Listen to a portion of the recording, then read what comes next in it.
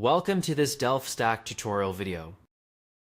In today's tutorial, we will learn how to fix the Slack Webhook no_service error.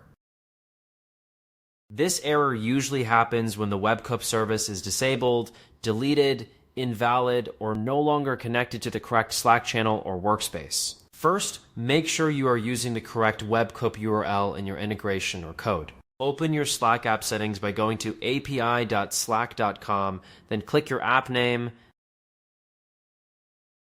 From here, scroll down and go to Incoming Webhooks. Now check that the webhook is still active and properly connected.